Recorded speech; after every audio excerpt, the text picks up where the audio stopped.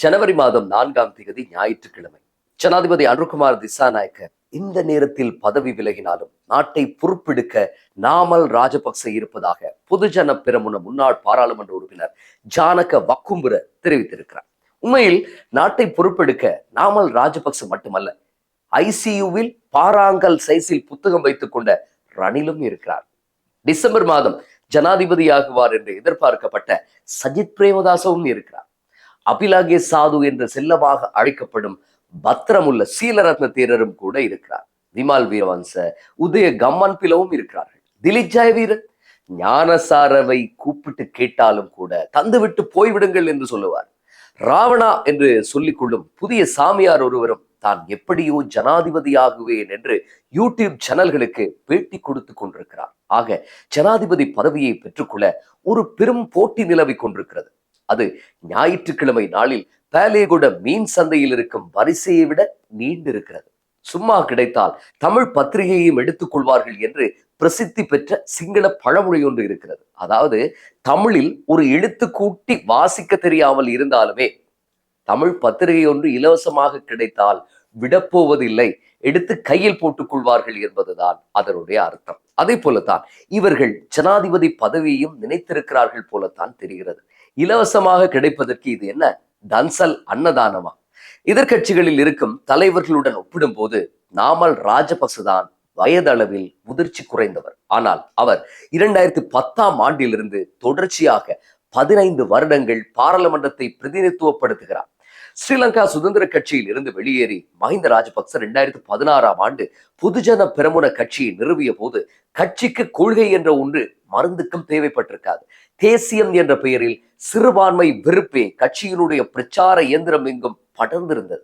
2019ஆம் ஆண்டு ஜனாதிபதி தேர்தலில் வெற்றி பெறவும் 2020ஆம் ஆண்டு பாராளுமன்ற தேர்தலில் வெற்றி பெறவும் இந்த சிறுபான்மை வெறுப்பு மிக தாராளமாக பயன்பட்டது. 2022ஆம் ஆண்டு எம் தேசத்தை பொருளாதார நெருக்கடி சூழ்ந்து மக்கள் அத்தியாவசியங்களுக்கு எதுவும் இல்லாமல் திண்டாடி நிற்க இந்தியாவிலிருந்து பிச்சைக்காரர்கள் கூட நம் நாட்டை பார்த்து பரிதாபப்பட்டு காசு வைப்பிலிடும் அளவுக்கு நிலைமை சென்றிருந்தது. தந்தை பெட்ரோல் வரிசையில் நிற்க, தாயார் கேஸ் சிலிண்டர் வரிசையில் நிற்க, பிள்ளைகள் பால்மா வரிசையில் நின்று கொள்ள 14 மணி நேரம் மின்வெட்டும் பாக்கியமாக வந்து சேர முழு நாடும் நரகம் போல மாறி இருந்தது. அப்போது ஏற்பட்டிருந்த மக்கள் வெறுப்பை சமாளிக்க முடியாமல் தன் விளையாட்டு அமைச்சை ராஜினாமா செய்தவர்தான் நாமல் ராஜபக்ச. மஹிந்த ராஜபக்ச பிரதமர் பதவியை ராஜினாமா செய்தார். கடைசியில் போராட்டக்காரர்கள் ஜனாதிபதி மாளிகையையும் அலரி மாளிகையையும் கைப்பற்றிக் கொள்ள கோட்டாபய ராஜபக்ச தப்பி ஓடினார். இதெல்லாம் நடந்த பிறகு நாமல் ராஜபக்ச மக்கள் மத்தியில் வரவும் இல்லை, தலை காட்டவும் இல்லை. ரணில் விக்ரமசிங்க ஜனாதிபதியானது நாமல் ராஜபக்ச போன்றோருக்கு ஒருவித மன வலிமையை கொடுத்திருந்தாலும் அவரால் இதுதான் தருணம் என்று வந்து தன் தந்தை காலத்தில் போல அரசியல் செய்ய முடியாமல் போனது. கடந்த ஜனாதிபதி தேர்தலில் நாமல் ஏதோ கடமைக்குத்தான் போட்டியிட்டார். பாதுகாப்பாய் மேடைகளில் மட்டுமே பேசினார். யாராவது தன்னை அடையாளப்படுத்திக் கொள்வார்கள், இதனால் வீதியிலேயே வம்பாகிவிடும் என்று நினைத்தாரோ என்னவோ, தான் வழக்கமாக பாவிக்கக்கூடிய வாகனங்களை கூட மாற்றிவிட்டு மிக சாமானியர்கள் போல சிறிய கார்களில் ஏறி நீதிமன்றம் உட்பட பல இடங்களுக்கும் சென்றார். இப்படியெல்லாம் இருந்த நாமல் தான் இப்போது ஜனாதிபதி அனுர ஆட்சிக்கு வந்து 1 வருடம் 4 மாதங்களில் ஆட்சியை பொறுப்பெடுக்க தயாராக இருப்பதாக தன்னுடைய ஆட்கள் மூலம் பேச வைத்துக் கொண்டிருக்கிறார். மஹிந்த ராஜபக்சவுக்கு முன்னரை போல தெம்பு கிடையாது.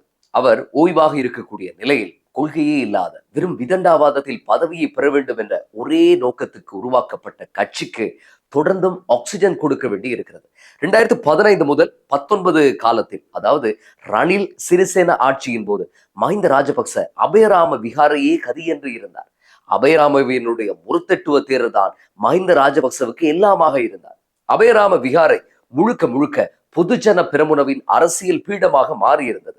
நாமல் ராஜபக்சவுக்கு இன்று எந்த விகாரையும் அன்று மஹிந்த ராஜபக்சவுக்கு வழங்கியது போல விசிட்டிங் கார்டை வழங்கவில்லை என்றாலும் அவராகவே விடாப்பிடியாக விகாரை, கோயில், குளம் என்று ஏறி இறங்குகிறார்.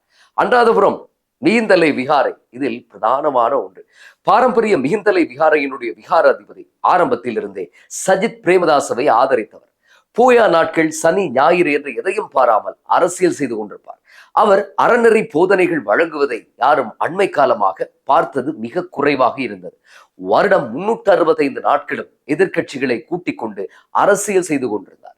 நாமல் ராஜபக்ச அவரை சந்தித்த போது அரசை வீட்டுக்கு அனுப்ப நானும் வருகிறேன், நீங்களும் வாருங்கள் என்கிறார். அரச தரப்பு பாராளுமன்ற உறுப்பினர்கள் 159 பேரையும் கைது செய்ய வேண்டும் என்கிறார்.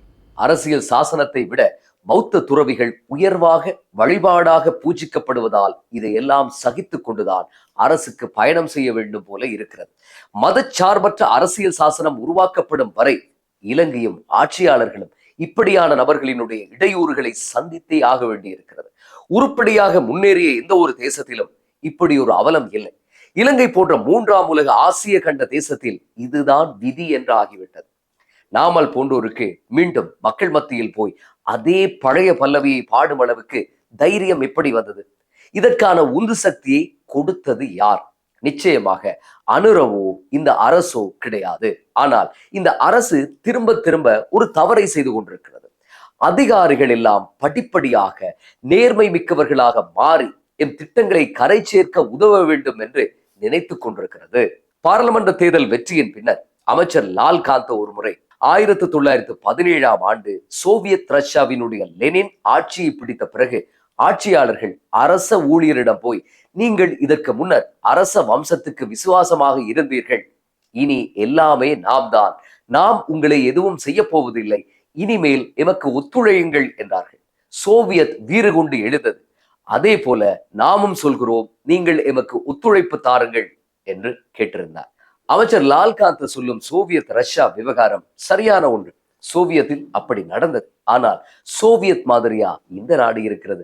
சோவியத்தில் நடந்த லெனின் தலைமையிலான புரட்சியின் போது ஜார் மன்னரும் பரம்பரையும் மொத்தமாக அழித்தொழிக்கப்பட்டனர். ஜார் மன்னரோடு உறவு கொண்ட அத்தனை பேரும் அகற்றப்பட்டார்கள். சோவியத் ரஷ்யாவில் ஒரு கட்சி ஆட்சி முறை வந்தது. தேர்தல்கள் எதுவுமே நடக்கவில்லை. ஆகவே சோவியத் கம்யூனிஸ்ட் கட்சியை தவிர வேறு ஒரு தெரிவும் அரச ஊழியர்களுக்கு இருக்கவில்லை. இதனால் அவர்கள் 180 டிகிரியில் வளைந்து கொடுத்தார்கள். ஆனால் இலங்கை நிலவரம் அப்படி அல்ல. இந்த நாடு அரசியல்வாதிகளால் மட்டும் சீரழியவில்லை என்பதுதான் யதார்த்தம். ஒரு சில அரச உயர் அதிகாரிகளும் இந்த 76 வருட சாபத்துக்கு காரணமாக இருந்திருக்கிறார்கள். கல்வி கொள்கை மறுசீரமைப்புக்கு ஏற்பட்டிருக்கக்கூடிய விளைவுகளும் இதற்கு நல்லதொரு சாட்சியாக இருக்கிறது. 6ஆம் வகுப்பு ஆங்கில புத்தகத்தில் ஒரு பாலின உறவை ஊக்குவிக்கக்கூடிய ஒரு வீடியோ லிங்க் இணையதளம் இருப்பதாக அண்மையில் சர்ச்சை வெடித்திருக்கிறது. நிலா நிலாவா பாடலை புத்தகத்தில் புகுத்துவது என்றால் கூட பல மணி நேரம் ஆலோசனை செய்து சிறுவர் உளவியல் பற்றியெல்லாம் பேசி முடிவெடுக்கும் கல்வி அமைச்சில் இப்படி ஒரு விபரீதத்தை புகுத்தியவர்கள் யார்? இதில் விசேட அம்சம் என்னவென்றால், புத்தகம் அச்சுக்கு போக முன்னர் வரை அப்படி ஒரு வீடியோ லிங்க் பற்றி எந்தவித குறிப்புகளும் காணப்படவில்லை என்று விசாரணைகளின் போது தெரிய வந்திருப்பதாக சமூக ஊடகங்களில் தெரிவிக்கப்படும் பதிவுகள் தான். கல்வி அமைச்சர் என்ற வகையில் பிரதமர் ஹரிணி அமரசூரிய மீது கை நீட்டப்படக்கூடிய நிலையில்தான் தேசிய கல்வி நிறுவனத்தின் பணிப்பாளர் ராஜினாமா செய்திருக்கிறார். இந்த விசாரணைகளினுடைய முடிவில் என்ன நடந்தது என்பதை பகிரங்கப்படுத்த வேண்டும். ஏதோ இந்த அரசு ஒருபால் உறவை ஊக்குவிப்பது போல ஒரு மலினமான பிரச்சாரத்தை மிகிந்தலை விகாராதிபதியும் ஒரு சில எதிர்கட்சிகளும் கொண்டு செல்கின்றார்கள். அரசாங்க அமைச்சர்களுக்கும் அரசு அதிகாரிகளுக்கும் அரசின் ஆதரவாளர்களுக்கும் பிள்ளைகள் இல்லை என்று இவர்கள் நினைத்துக் கொண்டிருக்கிறார்கள் போல தெரிகிறது.